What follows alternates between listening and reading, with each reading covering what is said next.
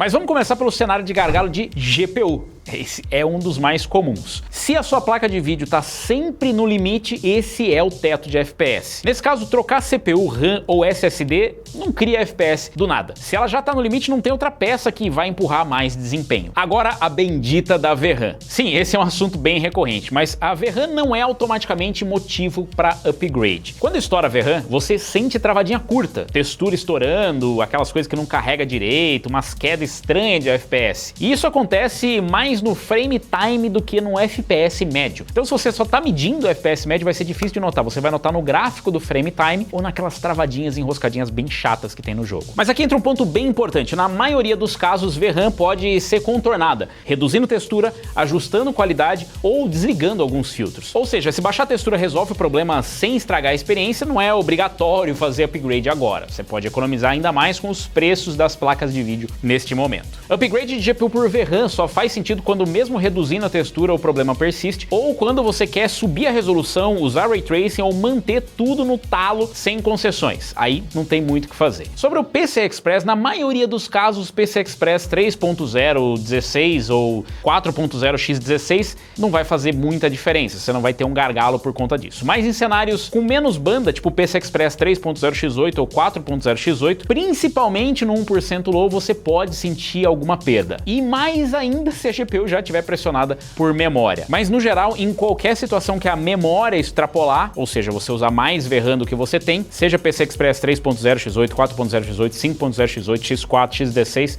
você vai sentir algum prejuízo porque você vai estar utilizando a memória mais lenta do sistema ao invés de utilizar a memória da sua placa de vídeo. Então, em resumo, se o gargalo é GPU, é nela que o dinheiro rende mais, mas só depois de confirmar esses passos que eu te falei. Só que eu vou dar uma dica extra para você que deixou o like, eu sei que você deixou o likezinho aí. Tem uma dica extra, se de repente a sua GPU tá sofrendo para conseguir entregar performance, ela é é o limitador em todos os cenários e você já está pensando em fazer um upgrade, lembra que existe uma fórmula mágica que por muitos é desconhecida e às vezes até odiada, que chama upscaling. Pois é, pode ser o upscaling do patinho, que você vai pagar por isso, ou você pode simplesmente usar o que vem de graça na sua placa de vídeo, que é o DLSS, o FSR ou XeSS, que são os upscalings que vêm nas placas de vídeo da NVIDIA com DLSS, FSR na AMD e XeSS com as placas da Intel. O curioso é que o FSR funciona em todas as placas e o XeSS também, mas claro que dependendo da versão você pode ter mais benefício utilizando as placas das fabricantes como Intel e AMD. O DLSS só funciona com as placas NVIDIA.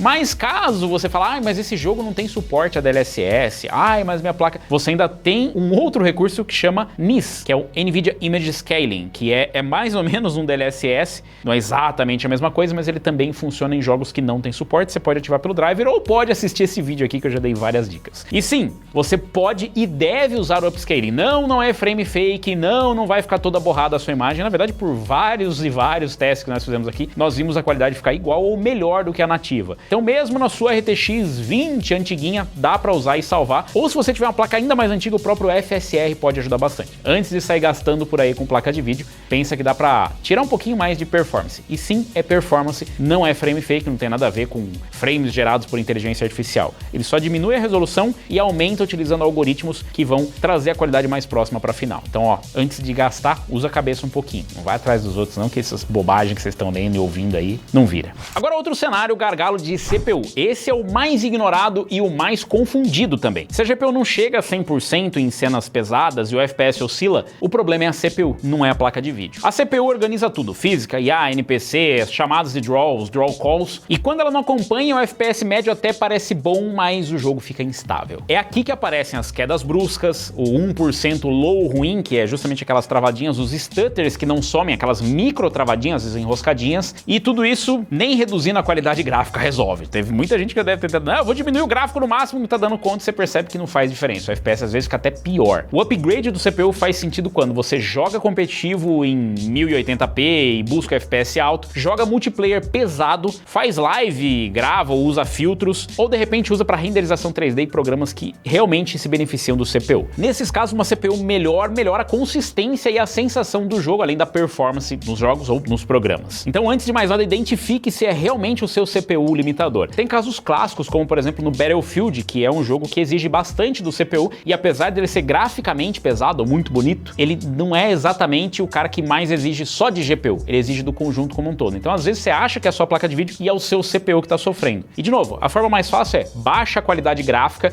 e vê se melhora o FPS. Se não melhorar, é bem possível que seja. Claro, respeitando as outras pegadinhas que eu já falei do V-Sync e limitação de FPS, isso sim pode ser uma grande cilada, gastar dinheiro à toa porque não conhece o seu PC. E para você que deixou o like e se inscreveu no canal, inclusive, clicou no sininho para receber as notificações de novos vídeos e virou membro do canal, esse cara realmente merece. Vai mais uma dica. Se você não tem grana para trocar o seu CPU e de repente já fez a burrada de comprar, sei lá, de repente uma RTX no lugar do que deveria ter gasto com o CPU, ainda existe um truquezinho que é o Frame Generation. Esse sim a galera vai reclamar, nossa, olha os frames fakes e tudo mais. Só que o Frame Generation, ele é pensado justamente para esses cenários, onde o CPU limita. Você tem uma placa de vídeo que é capaz de entregar mais performance, porém o seu CPU não vai conseguir entregar mais performance. Mesmo que você vá trocar depois do CPU, ativa o Frame Generation, porque ele vai te dar mais fluidez. Nossa, Robson, mas eu vou pôr no Battlefield, já tá ruim o negócio, vai ficar pior ainda. Pouco provável. Vamos dizer que você tá travado ali nos 60, 70 FPS. Você já tem inclusive um FPS base muito bom. Ligou o Frame Generation, vai dar fluidez, e ligando ali os recursos para diminuir a latência, você ainda vai ter uma experiência final muito boa, ou pelo menos muito parecido com o que você já teria com aquele FPS mais baixo. Acredite, eu testei o Battlefield 6, que é um dos casos que não faria sentido, porque é um jogo competitivo, e com Frame Generation não fica ruim. Agora a grande vilã, já acabou de chegar o carro forte para trazer pra gente, a memória RAM. Hoje, 16 GB ainda rodam muita coisa bem, principalmente multiplayer e uso mais limpo, uso normal do dia a dia. O erro é achar que Discord, browser e launcher aberto já estoura VRAM. O Windows gerencia a memória, então não é isso que é um grande problema, é justificativo para você gastar fortunas em memória RAM. O problema real aparece quando duas coisas acontecem juntas. O uso passa de 85%, 90% e você sente engasgos. O Alt Tab demora ou o jogo trava quando está carregando alguma área. Quando falta RAM, o sistema começa a usar o SSD para fazer o serviço. E sim, ele é rápido, mas não é nem de longe tão rápido quanto a memória RAM. E aí o resultado são aquelas engasgadinhas enquanto eles estão negociando, passando arquivos de um lugar para o outro, de um lugar para o outro. Então a decisão é por perfil. AAA pesado, multitarefa, criação de conteúdo, 32 GB fazem sentido. Uso mais limpo, jogos competitivos, AAA normais, 16 GB ainda seguram muitos casos. E eu tô falando uso normal, tá? Mas saiu um jogo muito pesado. Olha, eu realmente desconheço um jogo que precise de 32 GB de verdade. Se você só vai fazer um uso comum, os 16 GB ainda são suficientes. Então segura aí a sua vontade de gastar muito dinheiro de memória RAM, porque não tá tendo, galera. Então, memória RAM, ela sim pode dar mais performance, mas os casos são bem raros. Aquela dica adicional só pra quem deixa o like, às vezes com a mesma quantidade de memória você pode ganhar mais performance, e pra isso é só ativar o XMP. Ele tá lá, é só ativar e é de graça, você não precisa gastar. Vai ganhar muita performance? Não, no máximo pode melhorar o seu mínimo 1%, alguma coisa do tipo. Mas já tá bom, né? Por R$0 e pelo like que você deixou aqui. Agora o armazenamento. O armazenamento. Se você ainda tá no HD, esse upgrade muda a vida. É realmente mudança de vida, não é só performance. Carregamento, viagem rápida nos jogos, responsividade do sistema. O grande salto é sair do HD pro SSD. Qual SSD, você me pergunta, Robson? Eu preciso de um SSD de 1 TB, 4 TB e não sei o que, de PCI Express 5.0. Não, você precisa de um SSD. Ai, Robson, mas eu vi que tem uns SSD da China que são porcaria. Olha, eu mesmo assim eu desconheço um SSD que consiga ser pior que HD. Não quer dizer que não exista, mas a grande maioria dos SSDs que você encontra, pelo menos aqui no Brasil, eles são bem melhores que o HD em relação à velocidade. E isso sim é performance. É um ganho de performance porque você vai carregar os jogos mais rápido, você vai instalar os jogos mais rápido, transferir arquivos mais rápidos e você vai ganhar mais performance. Não é mais FPS, mas sim é mais performance. De SATA para NVMe em jogos, muitas vezes a diferença é pequena. Não é FPS, é mais experiência. Aliás, FPS você não vai ganhar nada. Dá pra você perder FPS rodando em HD porque o jogo vai rodar muito mal. Agora, nos jogos, a diferença para carregamento de áreas e carregamento do jogo e tal não é tão grande. Do SSD SATA pro SSD NVMe já não é tão grande assim. Pelo menos da grande maioria dos jogos. De novo, eu não lembro de nenhum jogo que se beneficie tanto assim de um NVMe em comparação com o SATA. Agora tem uns ajustes que muita gente ignora. Eu já citei alguns para você, que é o XMP ou o Expo, que tá desligado. Isso aí é tipo um overclock na sua memória de graça. Você vê que a memória é 3200, 3600, 4800, 5200. Mas se você procurar lá de repente no gerenciador de tarefas, a sua memória nem tá rodando nesse clock porque você sequer ativou isso na sua BIOS. E eu sei, parece um negócio muito complexo, mas é simples, é fácil, é garantido, não estraga o seu computador e tem vídeo aqui no canal ensinando. É muito complexo, segue o passo a passo lá, não é muito difícil. É nesse vídeo aqui, ó, tá fácil, né? Outro upgrade que pode melhorar muito a performance é o Dual Channel da memória. Eu sei que eu falei pra vocês não gastarem com memória quando você já tem a quantidade, mas se você tem 16 GB em um módulo apenas, mas a minha é DDR5, eu vi que DDR5 ele já tem Dual Channel nativo. Não é assim que funciona. Então, se você tiver só um módulo de memória e adicionar mais um, o Dual Channel pode trazer um ganho de performance em diversos cenários. Esse é um dos upgrades que eu realmente recomendo. E se tiver configurado errado, se você tiver colocado o módulo num slot mais distante do outro ou mais próximo do outro, você pode estar perdendo performance. Quer um exemplo? Se você tem 4 slots e tem um pente aqui e um pente aqui, você pode estar perdendo performance. Se tem um aqui e um aqui também. O correto é instala no slot, pula o slot e vai pro próximo. Procura no manual da sua placa-mãe, mas normalmente é nos slots começando do mais distante pro mais próximo do CPU, ou seja, o primeiro pula, terceiro, normalmente. Outra coisa é o bendito do Resizable Bar. O Resizable Bar é uma coisa que não é muito comum, mas você precisa ativar. E assim, o Resizable Bar em algumas GPUs muda pouco, em outras, como Intel Arc, é crítico. Sem isso, você perde uma fatia grande do desempenho, é quase como se comprar a placa e receber só um pedaço dela. Outra dica é BIOS. BIOS atualizada pode resolver compatibilidade de memória, estabilidade e até performance, principalmente depois de trocar a RAM ou o CPU. Nossa, eu montei o PC, fiz o upgrade que você falou e tá tudo uma porcaria. Você fez o update da sua BIOS? Mas eu tenho medo de fazer. Sim, claro, tem que tomar alguns cuidados, mas adivinha? Tem vídeo aqui no canal explicando passo a passo. Agora, um upgrade que não aparece no benchmark, mas muda completamente a experiência e sim, muda a performance. Cadeira é base. Dor na lombar, no pescoço, cansaço rápido, isso tudo afeta o seu jogo, postura ruim tira foco e foco também é performance. E eu já trouxe alguns vídeos, aliás, tem uns vídeos longos até demais falando sobre cadeira e sentar aqui no canal, mas sim, a cadeira é muito importante e quem tá falando pra vocês sou eu, que tenho problemas nas costas por conta de postura errada por anos e anos. Você já deve ter notado que eu não sou exatamente a pessoa mais reta e correta do mundo e isso atrapalhou bastante. Uma cadeira boa com ergonomia, com ajustes para sua lombar, ajustes para as costas, para os braços, ajuste para a coluna é muito importante. A cadeira para jogar, a cadeira gamer, ela pode ser confortável para você ficar relaxado, mas não para você trabalhar por horas. Então procure cadeiras que tenham ajustes que sejam confortáveis, mas que principalmente principalmente sejam ergonômicos. Então não adianta nada você ficar jogado na cadeira, ela tem que ter ajuste para deixar você na posição correta, para você não ter problema nas costas e conseguir jogar por mais tempo ainda. Aí sim, seja gamer ou seja de escritório, ela tem que ser ergonômica. Não adianta nada uma cadeira gamer que não tem os ajustes e não adianta nada uma cadeira de escritório que também não tem os ajustes. Não é só porque é de escritório que ela vai trabalhar para você, né? Mesa, eu sei.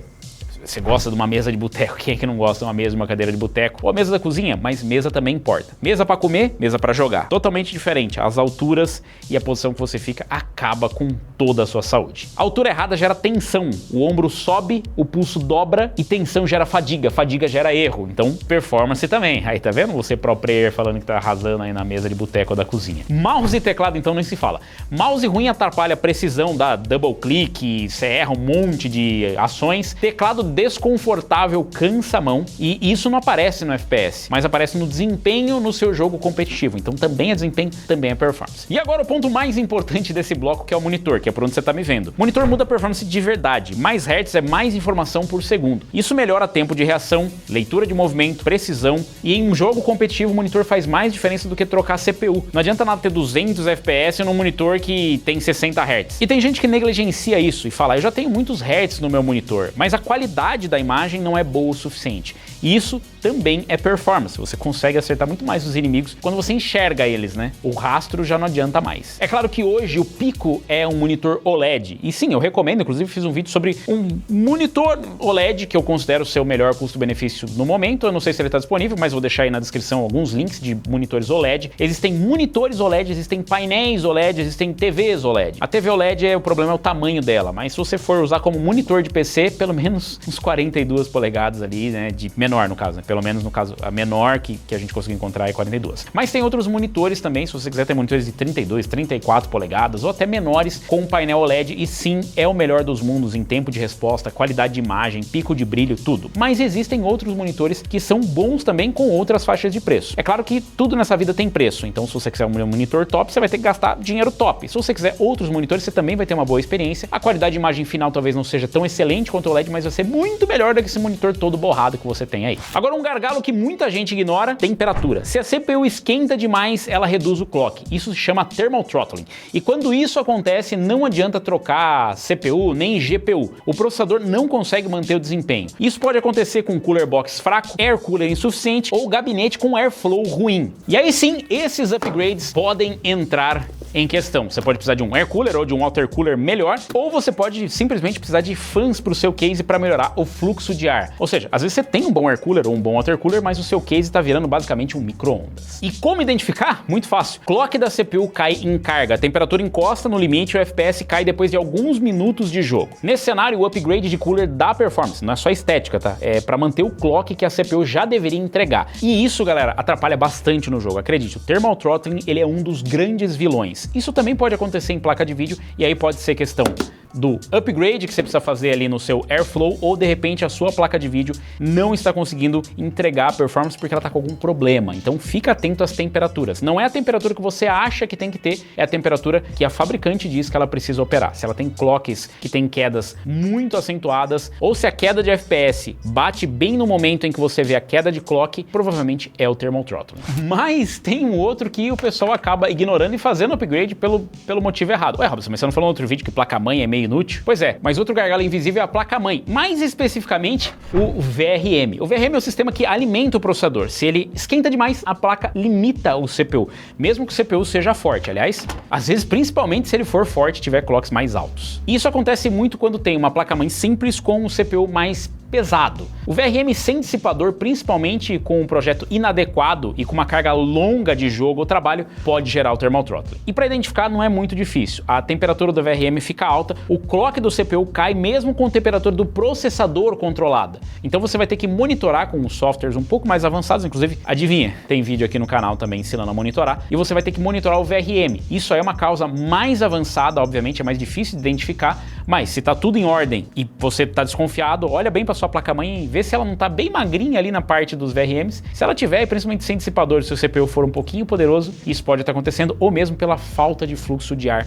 dentro do seu case. E aí, galera, nesse caso não adianta trocar CPU. A placa-mãe não deixa ele trabalhar, a não ser que você vá trocar por um CPU mais fraco e aí você vai arrumar um outro problema. E se você identificar que é um thermal throttle no VRM, claro, a solução ideal é você trocar a placa-mãe por uma que vá suportar o projeto, e tem vários vídeos dando dicas para você aqui, mas uma solução temporária, caso você esteja curto de grana, é simplesmente pegar uma fan, sim, exatamente essa ventoinha, ligar ela e colocar ela posicionada nos VRMs. Você vai ter que fazer uma adaptação técnica, também conhecido como Gambi Hardware, mas você pode posicionar uma fan voltada diretamente para o VRM para refrigerar o VRM e ele suportar. Não é o ideal, mas por uma medida temporária, que você sabe como é que é o temporário, né? O temporário ele fica ali para sempre, né? Se resolver. Mas isso acaba resolvendo o problema de dissipação. A falta do dissipador significa que o calor está retido ali. Com a fan, você acaba espalhando, dissipando o calor de forma ativa e não passiva como o dissipador, mas resolve o problema. Upgrade que muda a performance não começa pelo que é bonito, infelizmente, né? Começa por identificar o gargalo. Temperatura e energia também são gargalo. E upgrade que sustenta o seu desempenho a longo prazo começa pela ergonomia. Confere a descrição, eu deixei lá um checklist para identificar o gargalo, dicas de upgrade e sugestão de monitor, mesa e cadeira. E se você não viu o vídeo anterior sobre o que não fazer por upgrade, assiste depois. Comenta aí a sua configuração, o jogo que você mais joga